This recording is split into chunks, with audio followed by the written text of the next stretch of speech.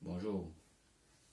Euh, Aujourd'hui, on continue avec une nouvelle vidéo, mais il ne s'agira pas ici de faire des gros calculs ou alors de faire du calcul. On va attaquer avec un nouveau concept, le concept lié à la finance. On a déjà un peu les bases du calcul stochastique. Maintenant, on va essayer de voir comment utiliser ce calcul stochastique en finance. En finance, on travaille principalement, alors pour ne pas dire le plus souvent, avec les instruments financiers. Donc, il ne s'agit pas pour nous ici de regarder le mécanisme technique des instruments financiers, mais il s'agit pour nous ici de montrer comment est-ce qu'on manipule le calcul stochastique pour ces instruments financiers. Alors, c'est quoi un instrument financier? C'est tout d'abord un titre, de façon globale, hein. C'est un titre ou alors un contrat financier qui peut être utilisé pour anticiper une rentabilité. Ok? Et qui peut être utilisé pour anticiper une rentabilité, pour anticiper un risque financier ou encore un risque monétaire. C'est ça l'instrument financier de façon globale, sans toutefois entrer, n'est-ce pas, dans les profondeurs. Alors, comme type d'instrument financier, on en a plusieurs, les obligations, les options et autres. Mais tout d'abord, on va essayer de regarder le cas des options. Ok? C'est quoi une option?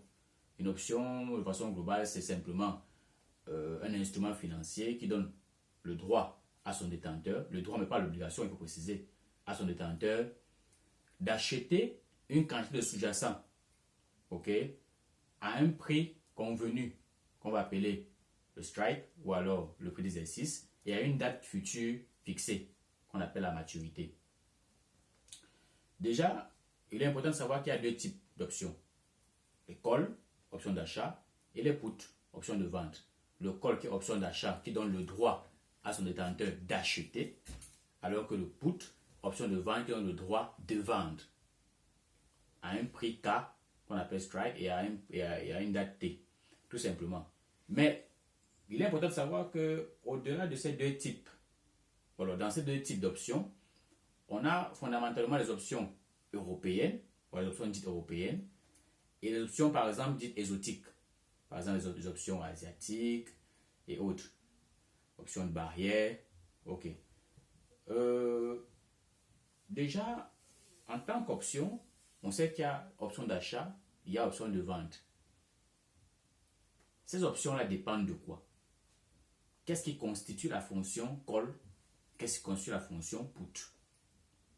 Le call, c'est une fonction, pour le put, ce sont des fonctions qui dépendent des options, dépendent, n'est-ce pas, du temps, dépendent du prix d'exercice, dépendent de la volatilité aussi. Vous voyez qu'il y a la stochastique à l'intérieur, dépend de la volatilité, ok, dépend même du prix du sous-jacent. Ça veut dire que si on a C, le prix, alors le prix d'un call, alors il dépend du temps, du sous-jacent, du strike et même de la volatilité, par exemple. De même si on a un put, le put va dépendre du temps, de ST, de K et de sigma, la volatilité. C'est vrai qu'on peut aussi, ça dépend du taux d'intérêt, mais généralement, le taux d'intérêt, dans le cas des options européennes par exemple, il est constant.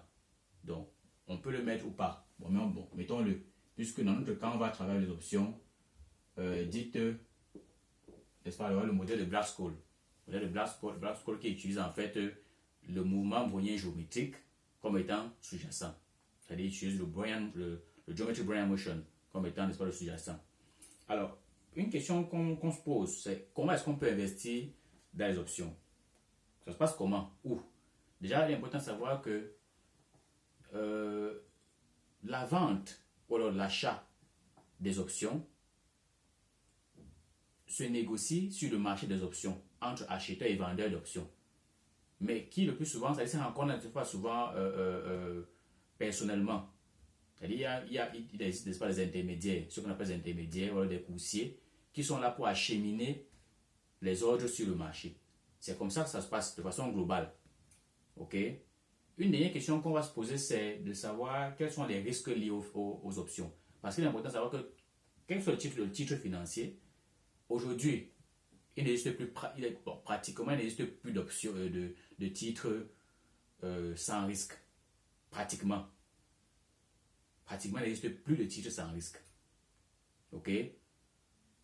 Jusqu'à un certain moment donné. Peut-être encore aujourd'hui. Peut-être, on a des comptes bancaires, par exemple, à taux constant, taux fixe, qui peut être sans risque. Mais jusque-là, il n'existe pratiquement plus de titres sans risque. Presque tout a le risque.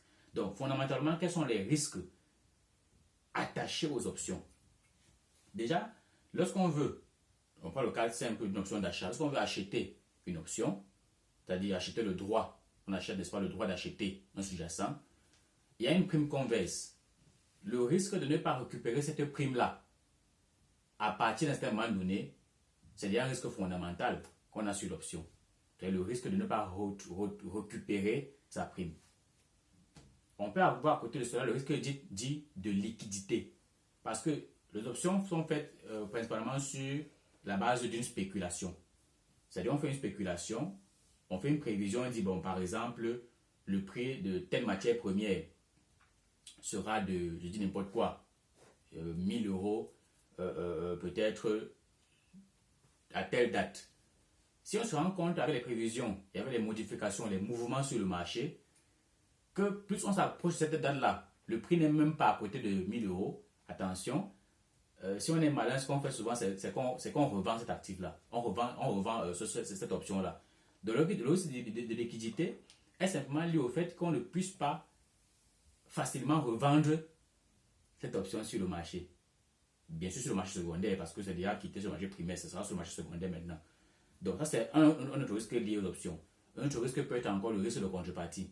C'est-à-dire, on n'est même pas sûr que la spéculation, la prévision faite, si elle est effective, qu'en contrepartie on reçoive l'argent qui était destiné à cela. Par exemple, si la spéculation qu'on a fait, la prévision qu'on a fait, elle est bonne, est-ce que l'intermédiaire avec lequel on fait du trading, est-ce qu'il va pouvoir nous rembourser? Donc, le risque de contrepartie qui est lié à la faillite de l'intermédiaire responsable de nous rembourser l'argent lorsqu'on a fait une bonne prévision.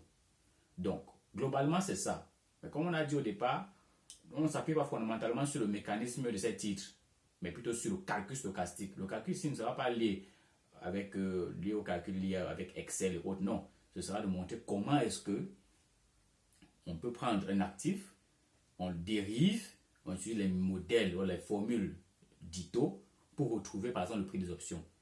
Et comment aussi observer même ces risques-là. Par exemple, on va travailler avec les instruments de base de la gestion financière, à savoir les Grecs, le delta, le gamma, le theta et autres, pour essayer d'observer ce qui se passe, n'est-ce pas, sur le prix de notre option, sur le prix de nos options.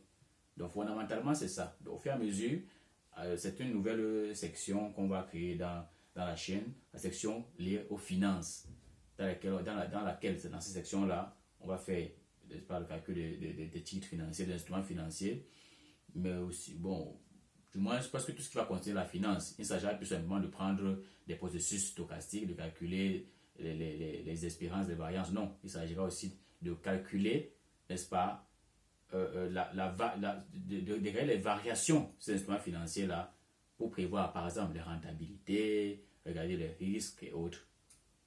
Donc, pour cette première vidéo, il y a cette partie, il n'y aura pas de calcul, juste la présentation de façon globale. Merci.